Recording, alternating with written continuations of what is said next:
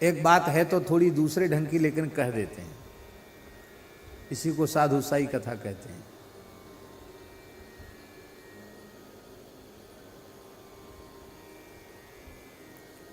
एक महात्मा ने पूछा महाराज जी से,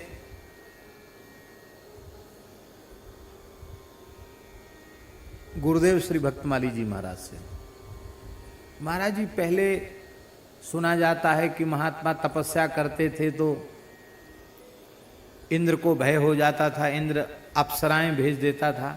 अब नहीं सुनाई पड़ता कि कोई महात्मा भजन करते हैं भगवान अप्सरा भेजते हैं। अब अप्सरा क्यों नहीं भेजते हैं? महाराज जी हंसने लग गए, बोले ये संसार के जो मलमूत्र के भांड हैं, जिनका न कोई रंग न कोई रूप, हर छिद्र से दुर्गंध और बदबू निकल रही है, ऐसे मलमूत्रों के भांडों में तो ये आसक्त हो रहे हैं, तो इनके लिए अप्सरा भेजने की जरूरत पड़ेगी। महाराज जी कहते थे जब उनका भजन इतना ऊंचा उठ जाता था कि संसार का कोई भी उत्तम से उत्तम, सुंदर से सुंदर रूप जब उनको अपनी ओर आकृष्ट नहीं करने में समर्थ होता था, तब देवता समझते थे कि धरती के तो किसी लोभ लालच में फंस ही नहीं रहा है, और ये भजन करेगा तो इतना आगे बढ़ जाएगा कि हम तो बहुत नीचे रह जाएंगे, तो चला जाएगा पूरा सप्तावरण भेद करके मोक्ष को प्राप्त हो जाएगा। वो विघ्न करते हैं, तब अप्सरा भेजते हैं। अब अप्सरा भेजने की जरूरत नहीं है, क्योंकि मन में त्याग वैराग्य का अभाव है, और जिनका वैराग्य ऐसा है कि संसार का कोई भी उत्तम से उत्तम रूप, रसगंध, शब्द, स्पर्श उन्हें अपनी ओर आकृष्ट नहीं कर पाता है, ऐसा जब उनका वैराग्य हो जाता है, तो ऐसे महात्माओं के लिए भी अप्सराएं कलयुग में आई हैं। संत श्री कबीरदास जी के लिए अप्सरा आई, संत श्री मलुकदास जी के लिए भी अप्सरा आई। माया ही अप्सरा बन के आई, और कोई अप्सरा इंद्र ने नहीं भेजी, माया ही अप्सरा का रूप धारण करके आई। और जब माया अप्सरा का रूप धारण करके आई और कबीरदास जी महाराज भजन करते रहे, उनका कोई आकर्षण ही मन में नहीं हुआ। परम सुंदरी साक्षात माया अप्सरा बन करके आई, नाचती रही, बहुत देर तक गाती रही। कबीरदास जी अब बेचारी कहाँ तक गाय नाचे, थक गई। कबीरदास जी बोले कि कहो देवी, काहे को परेशान हो रही हो? बोले आपके भजन के फल के रूप में मैं आपके निकट आई हूं, आप मुझे स्वीकार करो। कबीरदास जी हंसने लगे, बोले देखो देवी, तुम कान खोल के सुन लो, एक न्यात तू माए लगत है, एक न्यात तू मौसी। एक नाते से तू मेरी माँ लगती है, और एक नाते से तू मेरी मौसी लगती है। तो मैं यदि माँ है तो भी तेरे चरणों में प्रणाम करता हूँ, और यदि मौसी लगती है तो भी चरणों में प्रणाम करता हूँ। बोली अरे मैं अप्सरा हूँ, ऐसा तो आज तक मुझे किसी ने नहीं कहा कि मैं माँ हूँ या मौसी हूँ। माँ कैसे हूँ और मौसी कैसे हूँ? तब श्री कबीरदास जी ने कहा कि साधुओं की तो दृष्टि ही ऐसी होती है, वे नारी मात्र में जगन माता श्री जानकी जी का दर्शन करते हैं। विद्या समस्तास्तव देवी भेदा, स्त्रियः समस्ता सकला जगत्सु, त्वयैकया पूरित मम्बयै तत्, काते स्तुति स्तव्य परा परोक्ति। सारी संसार की स्त्रियां भगवती जगदम्बा का ही स्वरूप हैं, माता है। इसलिए महापुरुषों ने कहा है सर्वोच्च ब्रह्मचर्य का पालन क्या है? नारी मात्र में जगन माता का दर्शन करना, ये सबसे श्रेष्ठ ब्रह्मचर्य है। इससे बड़ा ब्रह्मचर्य और कोई दूसरा नहीं है, नारी मात्र में माता का दर्शन करना। और एक बात बड़े रहस्य की हम आपसे बताना चाहते हैं, यदि बिना विवाह के घर छोड़ दिया, साधु हो गए हैं, तो यदि वो चाहे तो 12 वर्ष के बाद एक बार अपनी जन्मदात्री माता से भिक्षा लेने के लिए जा सकता है। ऐसा नहीं कभी 12 महीना भी बाबा जी बने नहीं हुआ चले गए, लाओ घर में ही रोटी खाने लगे, ऐसा नहीं। साधु वेश, ऐसा पूज्य महाराज जी बताते थे, खाकचौक वाले महाराज जी। 12 वर्ष के बाद एक बार चाहे तो, आवश्यक नहीं, चाहे तो एक बार अपनी माता के हाथ से भिक्षा लेने जा सकता है। क्यों जाए? अब माताएं कैसी होती हैं। एक राजस्थान के गांव में शोभा यात्रा निकली। गांव था, मैं छोटा गांव, हमारे महाराज जी भी थे वहाँ, 12 घाट वाले महंत जी थे। तो गांव के लोगों ने ट्रैक्टर की ट्राली में जो इसके बेंत के मूड़ा होते हैं ना, मूड़ा, कुर्सी मूड़ा, वो रख दिए। एक मूड़ा पे हम बैठ गए, एक मूड़ा पे 12 घाट वाले महंत जी बैठ गए, और महाराज जी तो नहीं गए थे। हम लोग गए शोभा यात्रा में, और बाकी महात्मा लोग ट्रॉली में बैठ गए। एक गुजर घर की एक मैया, बड़ी बूढ़ी, वो आई, तो लोग गांव के लोग स्वागत कर रहे थे, प्रणाम करने ट्रॉली में चढ़ के आते थे। तो आते ही वो दोनों हमारे और महंत जी के शरीर पे हाथ फिरा फिरा के रोने लगी, और रोते रोते वो अपनी भाषा में कुछ कह रही थी, हम तो नहीं समझ पाए। तो मैंने महंत श्री राम प्रवेश दास जी से कहा, मैंने कहा क्या कह रही है? वो वहाँ रहते थे तो वहाँ की भाषा वो बोल भी लेते हैं, वहाँ भाषा समझते भी हैं। उन्होंने कही वो ये कह रही कि इसको पता चला होगा कि ये 2 भाई थे, और दोनों ही बोले हम थोड़े नाटे कद के हैं, आप भी थोड़े लंबे ऊंचे हैं, पर मोटे तो दोनों ही हैं। तो ये मैया रोते हुए ये कह रही है कि बताओ 2 ही तो छोरा घर में है, और 2 ही बाबा जी बन गए, मैया को कहा हो तो है। वो मैया के दुख की याद करके ये रो रही है। लो, अब उसके बेटा तो हम नहीं है, लेकिन वो सुनी सुनाई बात किसी ने कह दी। 12 घाट वाले महंत जी 2 भाई नहीं, वो अपने मैया बाप के अकेले हैं, अकेली संतान है अपने माता पिता की। उनके गृह त्याग के बाद उनका चचेरा भाई ही सब संभालता है, उसी ने सब किया काम, स्वयं तो अपने मैया बाप के अकेले हैं। पर ऐसी गामन में लोगों को पता चले महाराज कितने भाई, बोले इतने भाई हैं, ऐसे किसी ने कह दिया होगा। तो वही उस मैया के दिमाग में घुसी थी, वो रो रही थी कि बताओ मैया का क्या होता होगा, दोनों छोरा बाबा जी हो गए। तो जहां माताओं को दूसरे के बालक देख करके भी वे रोने लग जाती हैं, तो उनके अपने बालक, और वो भी अखंड भभूति चढ़ाए और कमंडल लिए और भिक्षा पात्र लिए भिक्षा मांगते हुए आवे, तो मैया की छाती पर क्या बीतेगी? सब रोएगी कि नहीं? मैया रोएगी, भिक्षा डालते समय भी रोएगी, देते समय भी रोएगी, खिलाते समय भी रोएगी, और फिर तमाम लोग रोएंगे। हो सकता है दूसरे लोग दिखावे का रोवें, पर मैया तो असली में ही रोएगी, वो दिखावे का तो नहीं रो सकती। अब उस समय अपने वैराग्य को परिपक्व रखना है। उस समय हमारे मन में अंतर नहीं आना चाहिए कि चलो मैया कोई बात नहीं, अब हम घर ही पे रहेंगे, अब नहीं जाएंगे हम, तुम काहे को रोती हो, तुम्हारे यहीं सेवा करेंगे, ऐसे।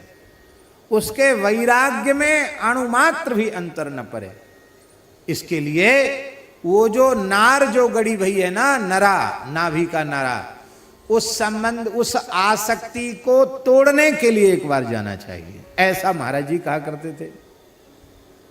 और मान लो गृहस्थाश्रम भोग के साधु हुआ है, तो गृहस्थाश्रम भोग कर साधु हुआ है, तो उसे अपनी धर्म पत्नी से भिक्षा मांगने जाना चाहिए। पत्नी के सामने लंगोटी लगा के जाए, झोली फैलाए, भिक्षा माता भिक्षा दो। अपनी अधिकृता पत्नी के निकट जाना पड़ेगा, और वहां फक्कड़ के वेश में, विरक्त के वेश में जाकर कहना पड़ेगा, भवति भिक्षाम में देही, माता मुझे भिक्षा दो। माता, मां कहना पड़ेगा उसको, पत्नी को। इसका आशय यह है कि हमने अब इतना पवित्र वेश धारण कर लिया है कि जो हमारी अधिकृता पत्नी रही है, पाणिगृहीता रही है, जिससे हमने संतान उत्पन्न की है, अब उसके प्रति भी हमारी भोग्या बुद्धि नहीं रही, अब उसके प्रति भी हमारी मातृबुद्धि हो गई है। ऐसा वैराग्य होवे तो गृहस्थाश्रम छोड़ के साधु बनने का अधिकार है। तो अपनी दृष्टि इतनी संयत, सावधान और पवित्र हो चुकी है, इसके लिए अधिकृता पत्नी को माता कह करके उससे भिक्षा प्राप्त करे। तो श्री कबीरदास जी बोले कि साधुओं की तो दृष्टि, अरे जब साधु गृहस्थाश्रम छोड़ के साधु होता है और पत्नी को मां कह देता है, तो संसार की कौन सी नारी है जो उसके लिए मां नहीं है। एक महात्मा थे महाराज जी, बड़े सरल संत थे, पहाड़ी बाबा महाराज बताते थे, वो महीना 2 महीना की छोरी को भी मैया कहते थे। मैया मैया, कोई छोरी महीना 2 महीना की, 10-5 दिन की छोरी भी तुरंत चरणों में सिर रख देते, कहते मैया। लोगों ने बाबा बाबरो है वो है, महीना 1.5 महीना की छोरी ते मैया कह रहा है। पर संत की तो दृष्टि ही ऐसी होती है, संसार बाबरा कहे तो कहे,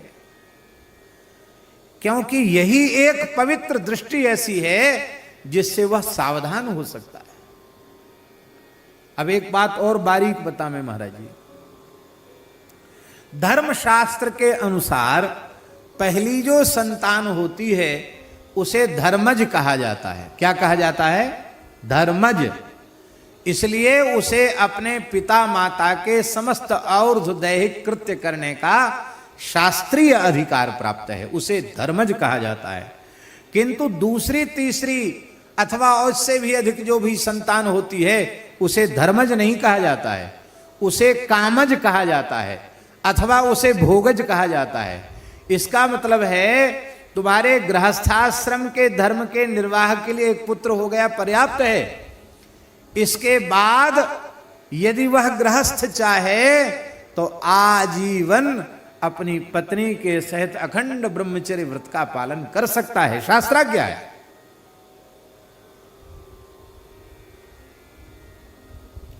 क्योंकि उसको वेद में जाया कहा गया है। जाया, जाया माने सबके अलग अलग संज्ञाएं हैं। स्वयं पति ही अपनी पत्नी के गर्भ से पुत्र के रूप में जन्म लेता है।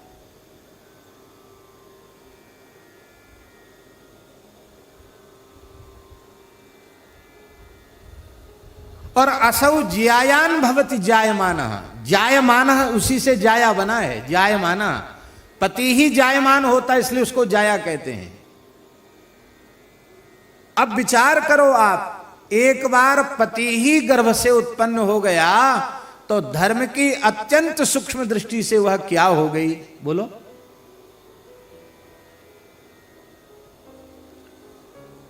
धर्म की सूक्ष्म दृष्टि से वो माता हो गई।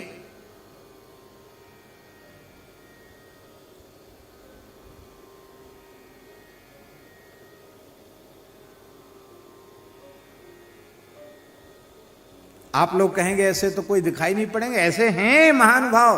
हाँ, परम पूज्य स्वामी श्री करपात्री जी महाराज ने इस प्रकार का वक्तव्य वाराणसी में दिया था और वर्तमान में गीता प्रेस के संपादक, परम भक्त हृदय, बड़े सनातन धर्म के निष्ठावान एक व्यक्तित्व श्री राधे श्याम जी खेमका, इनके पिताजी थे श्री सीताराम जी खेमका। उन्होंने एक राधे श्याम खेमका के जन्म के बाद अपनी पत्नी के साथ जीवन पर्यंत ब्रह्मचर्य व्रत का पालन किया। त्रिकाल संध्या करते थे, नित्य तर्पण करते थे, नित्य बलवई सुदेव करते थे, पंचमहायज्ञ करते थे वही से होकर के। और 66 के गोरक्षा आंदोलन का कोषाध्यक्ष उनको बनाया गया था। ऐसे पिता थे, तब राधे श्याम जी जैसे पुत्र हुए उनके द्वारा। अपनी पत्नी का पत्नी भाव से स्पर्श नहीं किया उन्होंने।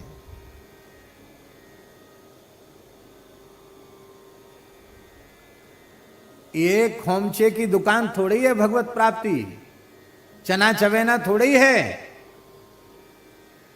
चलो चलो सब कोई कहे, पहुँचे बिरला कोय, एक कंचन एक कामनी, दुर्गम घाटी दोय। नारायण हरि भजन में ये पांचों न सुहात, विषय भोग निद्रा हंसी, जगत प्रीति बहुबात। अब यूं भी सब अपना समय बर्बाद भी करते रहो और बोले हमको भगवान मिल जाए। क्या गर्ज पड़ी है भगवान की तुमको? तुम्हारा उनका क्या काम अटक रहा है तुमसे मिले बिना?